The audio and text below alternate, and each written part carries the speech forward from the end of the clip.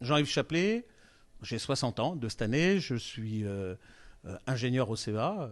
J'ai une vraie passion qui m'habite. Comme je dis souvent, je ne suis pas né ici, mais je suis vraiment devenu de là.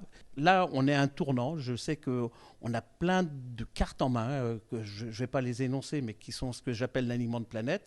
Et je sais que sur le prochain mandat, et on a déjà commencé, on peut transformer cette ville. Donc c'est ça qui m'anime tous les matins, c'est comment on peut transformer cette ville.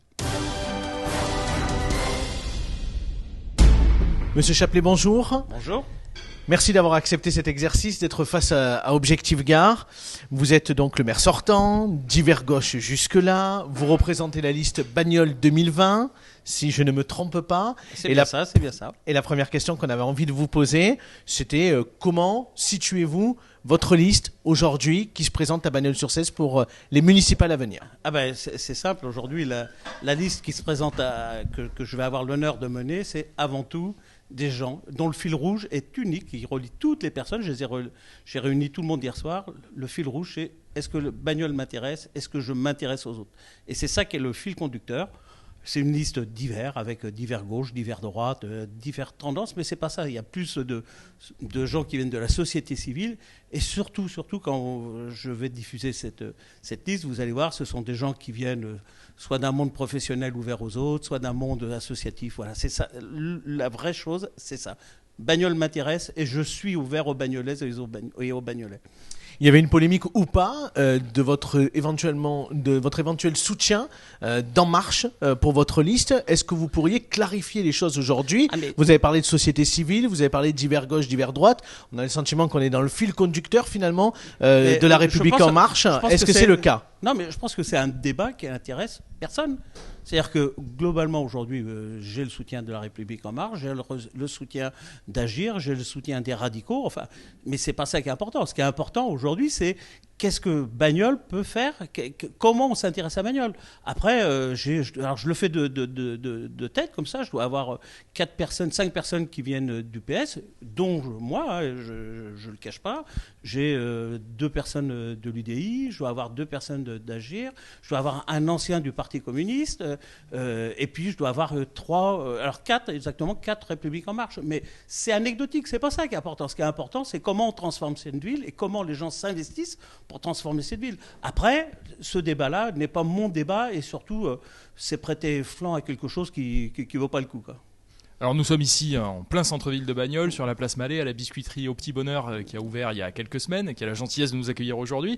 Ça me donne l'opportunité de poser cette question. Comment dynamiser ce centre-ville qui compte encore pas mal de locaux vacants, notamment rue de la République? J'ai 2 façons de répondre. Hein. J'ai une façon où je peux vous faire de la théorie, et puis je peux vous raconter une histoire. Et l'histoire, je la fais devant des regards qui sont derrière moi. Comment on dynamise? C'est-à-dire que c'est quoi la biscuiterie? Là, c'est juste une histoire d'hommes et de femmes. Hein, je regarde là-bas exprès.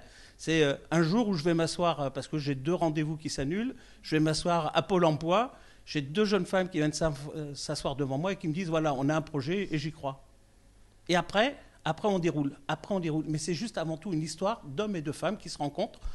Et puis, après, on met l'aide au loyer qui vient dessus, on met l'animateur commercial qui trouve le local, qui les aide, on met la bonne volonté, on met l'aide. Je vais pas tout développer ici, mais c'est avant tout une passion. C'est avant tout tous les matins se lever en se disant, voilà, cette ville, comment je peux faire les choses. Après, je peux vous décliner 1000 choses qui sont de la technique. Mais moi, tous les matins, c'est qu'est-ce que je fais pour cette ville. Et c'est ça qui me motive. Autre thème qui va être important dans cette campagne, c'est l'environnement. Oui. Est-ce que vous pouvez nous annoncer une mesure phare au niveau de l'environnement, hors des pistes cyclables ou de ce genre de coquetterie? Non. Le vrai problème environnemental, là, aujourd'hui, on peut... et je fais partie des gens qui pensent que c'est important, que c'est aujourd'hui... Notre société ne peut pas éviter de se soucier de ce qui va se passer, que les générations qui viennent derrière, on doit s'en occuper. Mais la seule aujourd'hui qui me motive, 7 semaines de niveau 3 en sécheresse, 7 semaines de niveau 2, un problème à Bagnols extraordinaire, comme on n'a jamais connu, 14 semaines de sécheresse complète. On arrête l'eau, on arrête les arrosages. Si aujourd'hui on ne prend pas conscience que la ressource hydrique est une chose importante, qui est certainement la première qu'il va falloir qu'on s'occupe, mais on va passer à côté. Les pistes cyclables, bien sûr que je le partage, bien sûr que faire du photovoltaïque, bien sûr que de revoir comment on fait nos plantations. Mais la vraie question sur bagnolaise, c'est comment on fait pour que notre ressource hydrique soit préservée. Et ça va être ça. Mais ça, c'est pas Monsieur Chapelet qui va le décider, c'est pas le maire de Bagnoles. C'est-à-dire que c'est pour les générations à venir. Il faut qu'on s'inscrive là-dedans. Et ça, c'est un vrai combat. Je peux vous faire des effets de manche en disant il y aura un adjoint qui va s'occuper. La réalité, c'est que ça va être le point central de tout mon programme. Un mot sur la sécurité. Comment, pour vous, Bagnoles est sécurisée? Est-ce que c'est une ville sûre aujourd'hui? Alors, plusieurs choses. D'abord, on va éviter le petit bruit ambiant. C'est pas Chicago. Ici, on n'a pas. Je le disais encore le Midi Libre ce matin ou Objectif Gare.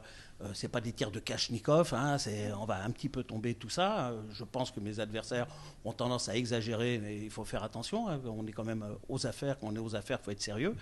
C'est de l'incivilité. Et de l'incivilité, il n'y a pas une chose, il n'y a pas un bouton, et j'appuie en disant, c'est 1000 choses qu'il faut mettre en œuvre. C'est de l'humain sur le terrain.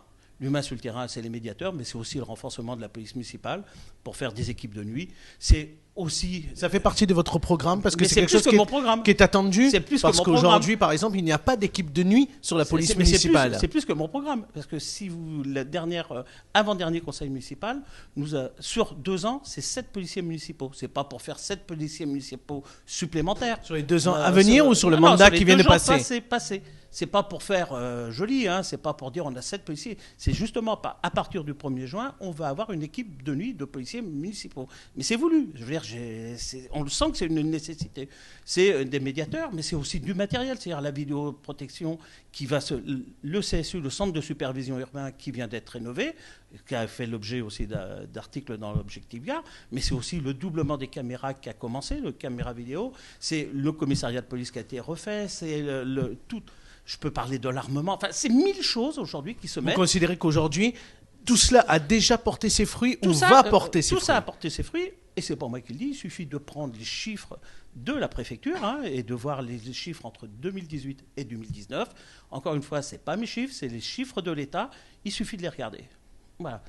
Une dernière question autour de l'agglomération, oui. Une question importante que nous avons posée à tous les candidats. Si vous devenez maire de Bagnoles à nouveau, ce qui va être le cas dans quelques semaines, de savoir si vous allez être à nouveau maire ou pas, est-ce que vous briguerez la présidence du Gard rhodanien, puisqu'on a bien compris que juste avant vous, il y avait Jean-Christian Rey qui était à la tête de la ville et donc de l'agglomération. Est-ce que finalement, vous avez décidé de faire autrement? Non, mais ce n'est pas décidé. C'est d'abord quelque chose qui est... je vais vous dire une chose.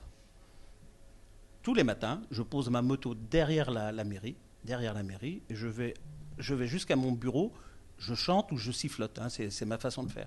Je suis heureux de ce que je fais. Maire de Bagnoles me va, mais je suis heureux. Tous les matins, c'est un plaisir de faire les choses, de les faire bien, d'essayer d'y m'investir. L'agglomération, c'est pas pour moi. C'est pas pour moi. J'ai pas cette dimension-là.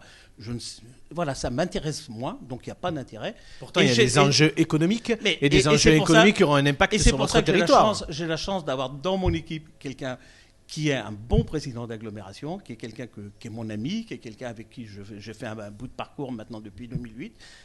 Et ça sera lui le président de l'agglo, ça sera Jean-Christian. Et est-ce que pour les électeurs, c'est pas finalement aussi un arrangement entre amis où avant l'élection, on s'est déjà donné les postes et on a déjà décidé? Ils ont la chance d'avoir quelqu'un qui se consacre 100% au mandat de maire, et ça me va bien, et quelqu'un qui se consacre à 100% au mandat de président d'agglo. Croyez-moi, quand on regarde le Gard, c'est pas souvent le cas.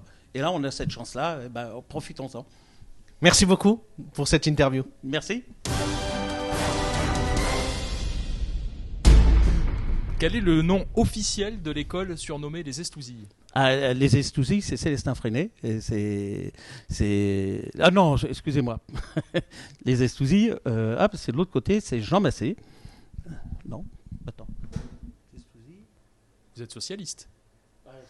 Oui, donc, complètement idiot. Vraiment, le trou, c'est Jean Jaurès avec son école maternelle, son école primaire, qui a été repeinte l'année dernière, et pas de problème d'effectif. Il y a un directeur d'école qui est Jean-Claude Trier à la maternelle, qui est quelqu'un de passionnant.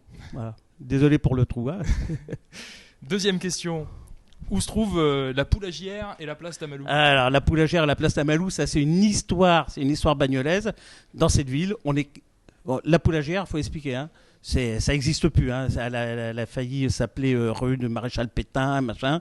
C'est la rue qui est à côté de la mairie, qui descend sur la place Tamalou. La place Tamalou, c'est la place de rencontre du marché, Bertin-Boissin, où tous les mercredis, pourquoi on dit Tamalou, c'est que tous les mercredis, il y a tous les retraités de bagnole qui sont là en train de s'expliquer qu'ils ont mal au dos, ils ont mal aux genoux, et qui après vont boire un coup au DAPS et dans les autres cafés du coin.